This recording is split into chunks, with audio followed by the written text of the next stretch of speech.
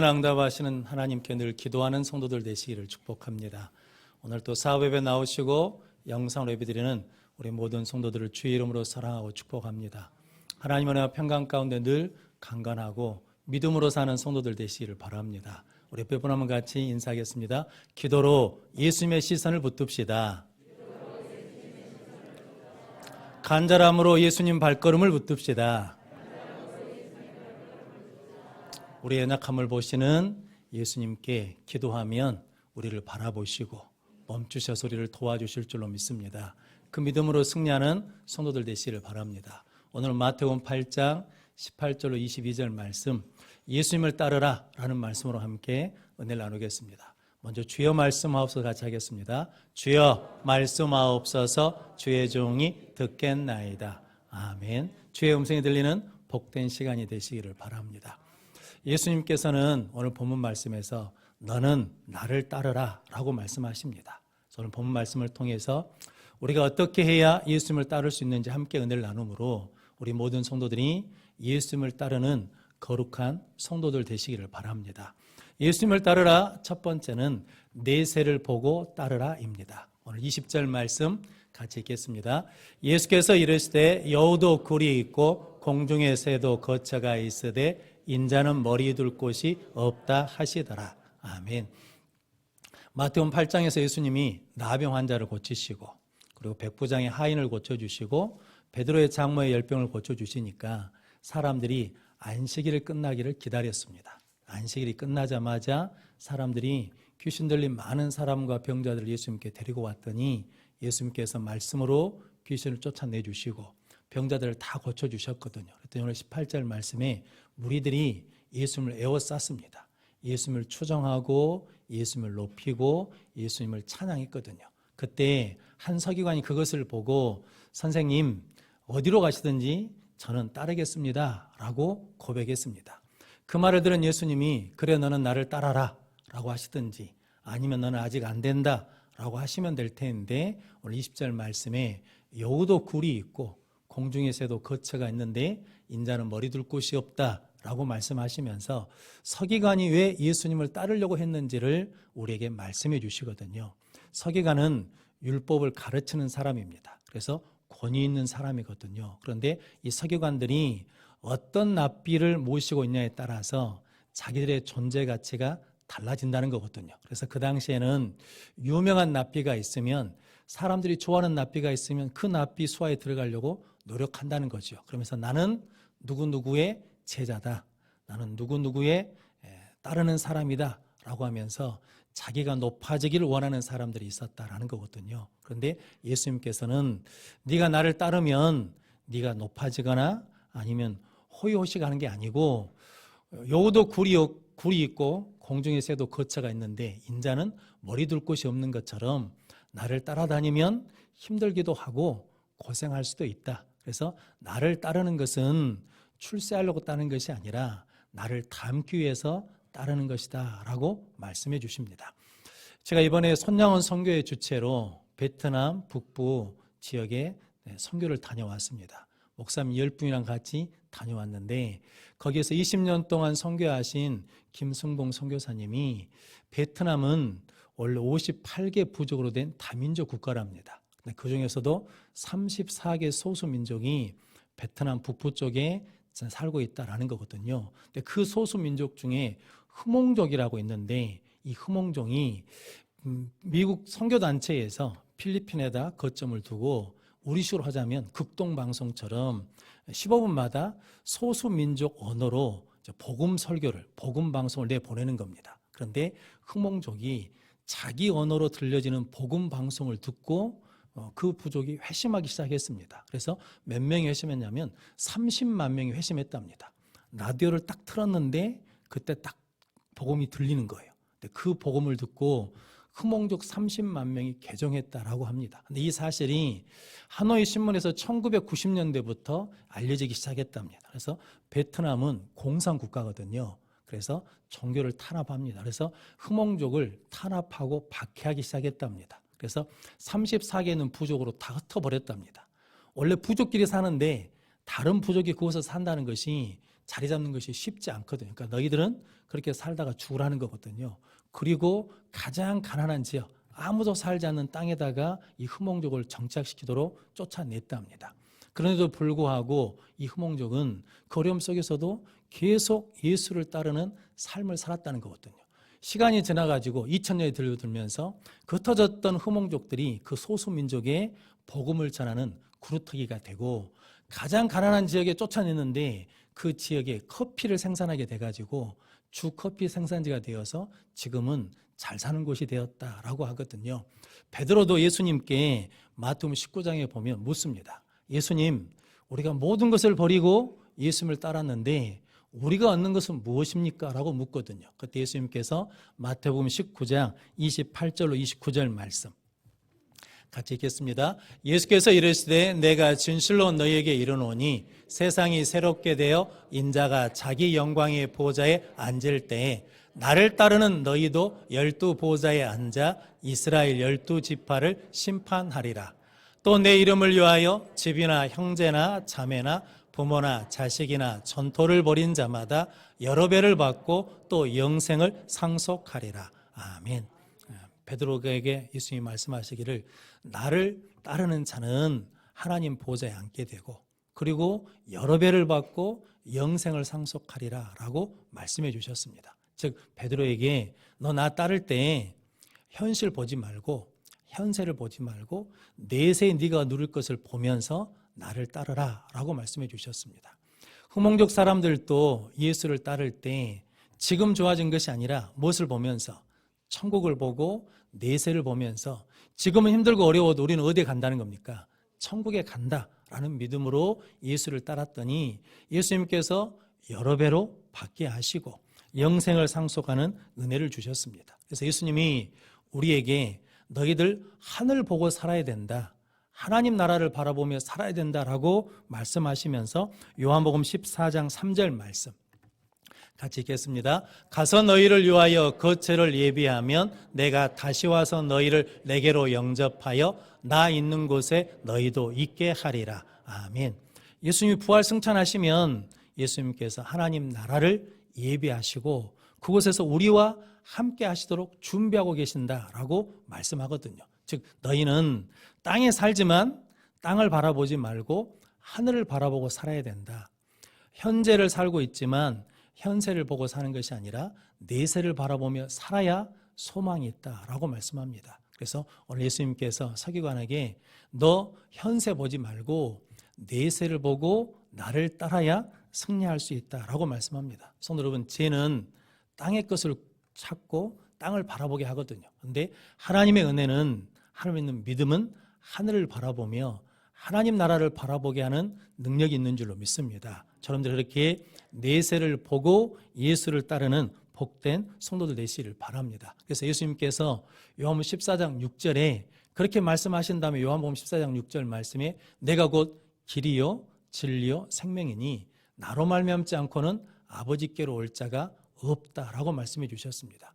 예수님을 따르는 길이 가장 안전한 길이고 예수님을 따르는 길이 영원한 생명의 길이고 가장 가치 있는 길이다라고 말씀해 주셨습니다. 그럼 성도 여러분, 여러분들도 지금 현실을 보는 것이 아니라 현세만 보는 것이 아니라 내세가 있음을 믿고 내세를 바라보며 예수를 따르는 믿음의 성도들 되시기를 바랍니다.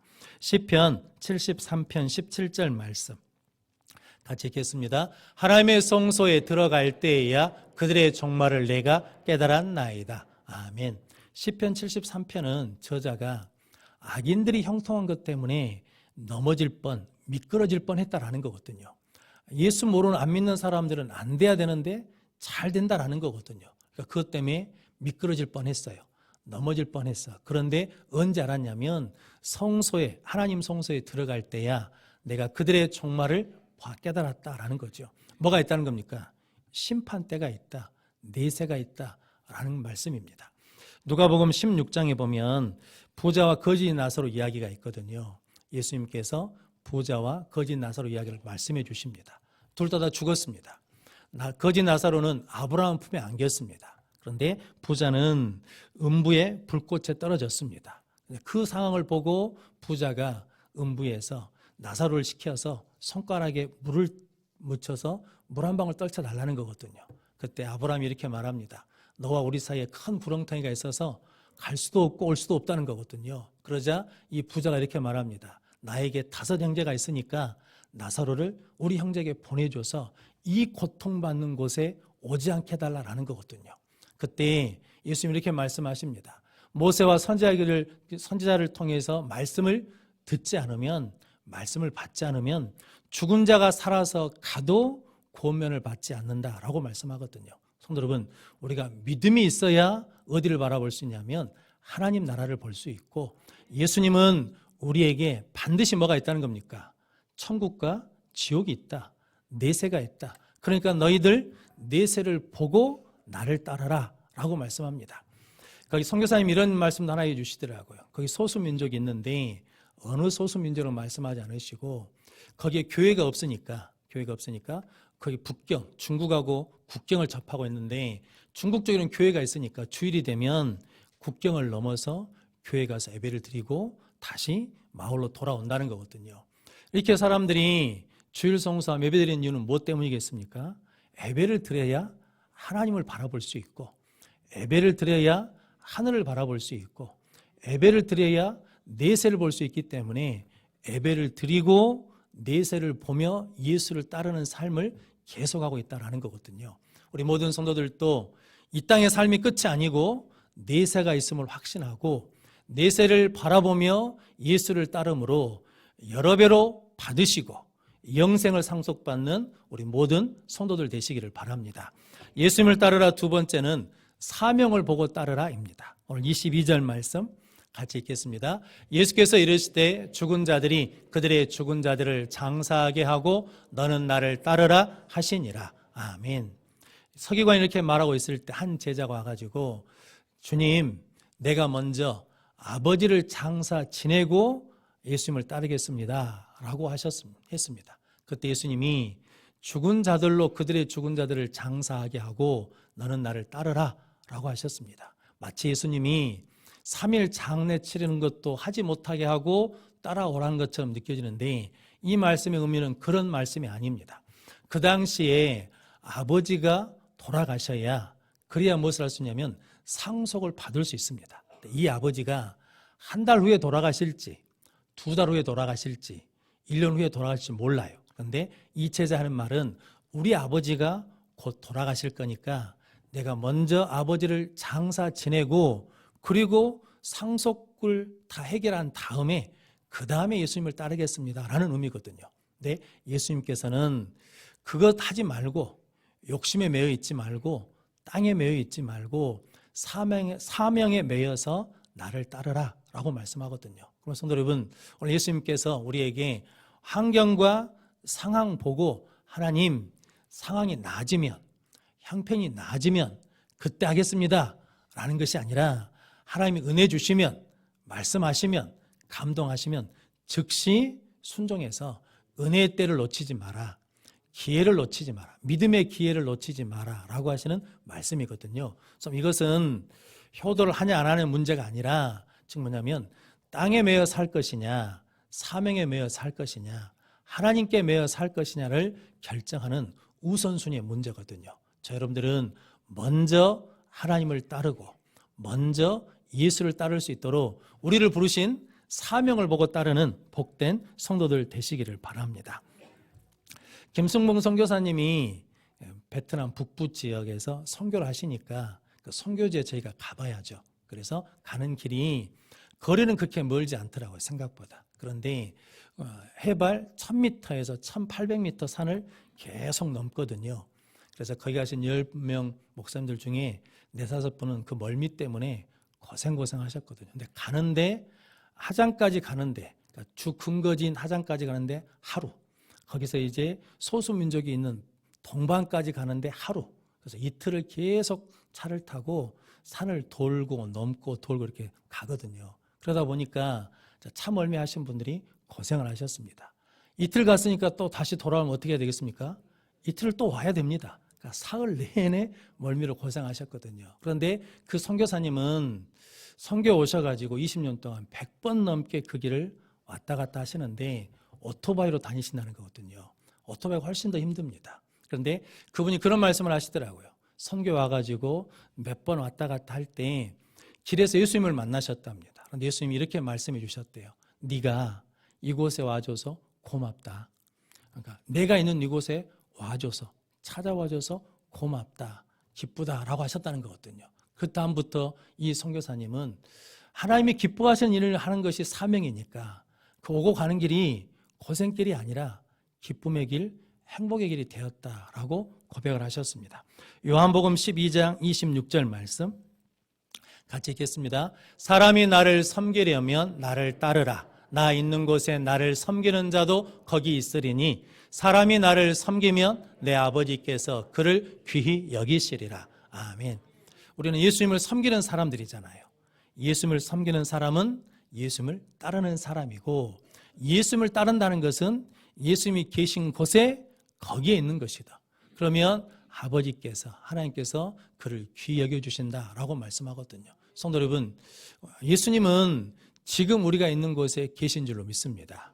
그곳에서 예수님을 섬기며 예수님을 따르면 하나님께서 우리를 귀하게 여겨주실 줄로 믿습니다. 그래서 예수님도 무엇을 위해 사셨냐면 사명을 위해 사셨다고, 사명을 위해 왔다라고 늘 말씀하시거든요. 요한복음 6장 38절로 39절 말씀 같이 읽겠습니다. 내가 하늘에서 내려온 것은 내 뜻을 행하려 함이 아니요 나를 보내신 이의 뜻을 행하려 함이니라. 나를 보내신 이의 뜻은 내게 주신 자 중에 내가 하나도 잃어버리지 아니하고 마지막 날에 다시 살리는 이것이니라. 아멘. 예수님은 나를 보내신 이가 있다는 거거든요. 즉 보내심을 받아왔으니까 나는 사명자이고, 그 사명이 뭐냐면 하나도 잃어버린 것이 아니고 마지막에 다시 살리는 것이다. 영을 살리는 것이 내 사명이다 라고 말씀해 주셨습니다. 거기 흩어졌던 후몽족 중에 청년 바울이라는 청년이 있는데 예수를 영접하고 난 다음에 그렇게 서원했답니다. 하나님한테 교회 10개를 세우기 전에는 결혼하지 않겠다고 그렇게 기도하고 있었답니다. 그런데 이 김승봉 선교사님하고 그 청년하고 하나님의 은혜로 연결이 됐어요. 그래서 물어봤답니다. 내가 무엇을 도와주면 되겠냐라고 했더니 그 베트남 바오라는 청년이 그랬답니다. 우리는 돈이 필요하지 않습니다. 우리는 뭐가 필요하냐면 우리를 사명자로 훈련시켜줄 사역자가 필요합니다 라고 했다는 거거든요. 그래서 이 선교사님이 그 일을 감당하기 위해서 그렇게 베트남 북부까지 그 먼 길을, 힘든 길을 오고 가고 하셨거든요. 그러면서 말씀 양육하고 훈련시키면 그 사람들이 가서 다시 재생산하고 다시 그 사람들 훈련시키고 오면 또 그렇게 했답니다. 그러면서 200명이었던 성도가 지금은 3,000명이 됐다라고 하거든요. 그래서 결혼해가지고 자녀를 넷이나 뒀답니다. 사명을 보고 예수를 따르면 하나님이 일하십니다. 사명을 보고 예수를 따르면 생명이 살아나는 생명의 열매를 맺게 될 줄로 믿습니다. 그럼 성도 여러분, 여러분들도 환경이나 상황이나 조건을 따라간 것이 아니라 사명을 보고 예수를 따르면 그것에서도 하나님의 능력은 계속해서 일어날 줄로 믿습니다. 이 선교사님은 그렇게 선교를 정의하시더라고요. 베트남에 자기가 와서 예수를 전한 게 아니라 이미 예수님이 그곳에 와 계시더라는 거죠. 왜냐하면 사역자는 없어요. 그런데 이렇게 설명하시더라고요. 예수님은 하나님이시라는 거죠. 하나님은 무소부재하신 분이시거든요. 편만하신 분이시거든요. 그러니까 이미 그곳에 예수님이 계시는데 내 사역, 내 선교는 뭐냐면 계신 예수님을 발견하게 하고 알게 하는 것이 내 사역이라는 거죠. 근데 그렇게 하기 위해서 자기가 하는 거였는데 사랑하고 만나는 사람들을 사랑하고 만나는 사람들을 친절히 대하는 것이 내 사역이라는 거거든요. 함께 동행하면서 보니까 참 선교사님이 사람을 대할 때 따뜻하고 친절하게 대하시더라고요. 요한일서 4장 20절 21절 말씀 같이 읽겠습니다. 누구든지 하나님을 사랑하노라 하고 그 형제를 미워하면 이는 거짓말하는 자니 보는 바 그 형제를 사랑하지 아니하는 자는 보지 못하는 바 하나님을 사랑할 수 없느니라. 우리가 이 계명을 주께 받았나니 하나님을 사랑하는 자는 또한 그 형제를 사랑할지니라. 아멘. 하나님 사랑한다라고 하면 눈에 보이는 형제를 뭐 해야 된답니까? 사랑해야 된다라고 말씀하거든요. 그럼 여러분, 사랑은 주는 거잖아요. 베트남을 이렇게 오고 가는데 한 가지 눈에 띄는 게 베트남 논에 묘비가 있더라고요. 묘가 있어요. 그래서 좀 희한하지 않습니까? 그래서 물어봤더니 베트남 부모님들은 자식들을 유별나게 사랑한대요. 그래서 내가 죽으면 논에다가 나를 묻으라는 거거든요. 그래서 내 살이 썩어서 니들 논에 거름이 되겠다라는 마음으로 논에다 묘를 쓴다는 거거든요. 4년이 지나면 탈골을 해서 그걸 이제 빼낸다라고 하시더라고요. 육신의 부모도 육신의 자녀가 잘 되도록 하기 위해서 뭘 줍니까? 자기 몸을 줍니다. 하나님 우리를 그렇게 사랑해 주셨잖아요. 하나님이 우리가 아직 재현되었을 때 예수님께서 우리를 위해 죽으심으로 하나님께서 우리에게 대한 자기 사랑을 확증해 주셨거든요. 그 사랑을 받았으니 이제 우리도 뭐라는 겁니까? 사랑하라라는 거거든요. 그러면서 그런 생각을 해봤습니다. 우리는 영의 부모인데 영의 자식들을 위해서 우리는 무엇을 심어줄 수 있을까? 기도를 심어야죠. 믿음의 씨앗을 심어줘야, 은혜의 씨앗을 심어줘야 그들이 그것을 가지고 살지 않겠습니까? 그러면서 선교사님이 그런 말씀 하나 하셨습니다. 그 베트남 북부에 있는 소수민족들이 겨울이 되면 11월, 12월 달이 되면 먹을 것이 없답니다. 산지니까. 그런데 거기 사역자들도 중국 국경에 가까우니까 겨울이 되면 국경을 넘어가서 일해가지고 돈 벌어와서 처자식을 먹여 살리는데 그러다 보니까 교회가 비게 된다는 거거든요. 그런데 왜 교회를 비우냐고 책망할 수가 없대요. 형편을 아니까. 그러면서 하나님 앞에 기도하면서 그 사역자들에게 베트남 돈으로 50만 동, 우리나라 돈으로 한 3만 원 합니다. 70만 동, 우리나라 돈으로 한 4만 원 하거든요. 20개 사역자 가정에 하나님께서 주신 은혜를 가지고 그렇게 섬긴다는 거거든요. 그러면서 이렇게 말한답니다. 이번이 마지막이다. 나 바라보지 말고 하나님께 기도하라는 거죠. 하나님이 채워주시면 또 가지고 가서 이것이 마지막이다 그러면서 선교사를 의지하게 만드는 게 아니라 하나님을 찾고 하나님을 의지하도록 한다라는 거거든요. 그러면서 이렇게 말씀하셨어요. 아들, 딸이 있는데 내가 하는 일이 뭔지 알지? 니들 용돈 두면 용돈 모아서 내가 갈 때 거기 헌금하라는 거거든요. 그래서 그 일을 함께 동참하도록 한다라는 거거든요. 그 일을 들으면서 이런 이야기가 생각났습니다. 제가 아는 목사님이 딸 둘인데 초등학교 때부터 고등학교까지 세뱃돈을 모았거든요. 한 300만 원 정도 됐답니다. 그런데 아프리카에서 선교사님이 오셔가지고 아프리카 교회를 지려고 하는데 땅을 사야 되겠다고. 땅값이 얼마냐면 300만 원이라고. 그래서 그 세뱃돈을 아이들한테 말해가지고 선교비로 보냈다라는 거거든요. 이게 뭐냐면 성도 여러분, 사명을 보고 자라도록 살도록 하면서 심는 거거든요. 여러분들도 이런 믿음의 부모 노릇을 감당하는 성도들 되시기를 바랍니다.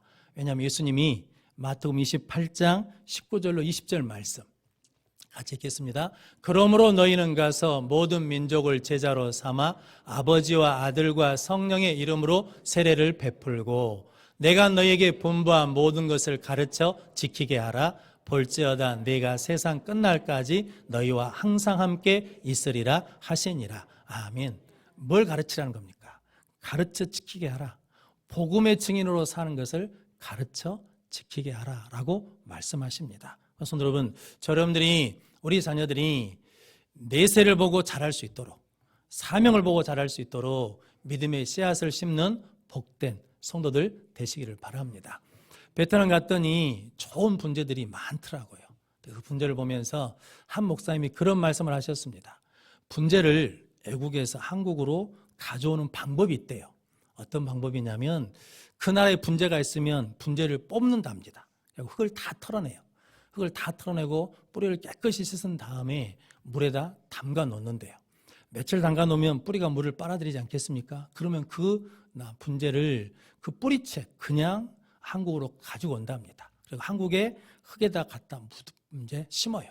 그래서 살면 그 분재가 살아나면 그때 뭐가 되냐면 수천만 원 혹은 수억짜리 가치 있는 분재가 된다라는 거거든요. 오늘 본문 말씀을 이제 결론을 그렇게 맺고 싶은 거겠죠. 우리는 예수 따르는 사람들이거든요. 그러기 위해서는 무엇을 털어야 되겠습니까? 세상의 흙을 털어야죠. 우리 육신의 정욕, 안목의 정욕, 이성의 잔을 다 털고 예수 십자가 보혈의 피로 우리 육과 혼과 영을 깨끗이 쓴 다음에 성령으로 충만히 담가가지고 이제 우리의 삶의 자리, 우리의 사역의 자리, 사명의 자리에 심겨져서 살아나기만 하면 우리는 반드시 하나님의 능력 있는 성도로 쓰임받게 될 줄로 믿습니다. 그래서 오늘 예수님께서 그런 삶을 살 수 있도록 너는 나를 따르라 라고 말씀하십니다. 그래서 저 여러분들이 현세가 아닌 내세를 보고 상황이 아닌 사명을 보고 예수님을 따름으로 여러 배를 받을 뿐만 아니라 영생을 상속하시고 하나님 나라의 거룩한 분재로 세워지는 성도들이 되시기를 주님의 이름으로 축원합니다. 기도하겠습니다. 거룩하신 아버지 하나님 감사합니다. 우리를 하나님의 자녀 삼아주시고 지금까지 인도해 주셔서 감사합니다. 예배를 통하여 하나님을 바라보게 하시고 내세를 바라보며 예수를 따르게 하시고 환경과 상황과 사람이 아닌 사명을 보고 끝까지 예수를 따라 살아 승리하게 하여 주옵소서. 예수님의 이름으로 기도하옵나이다. 아멘.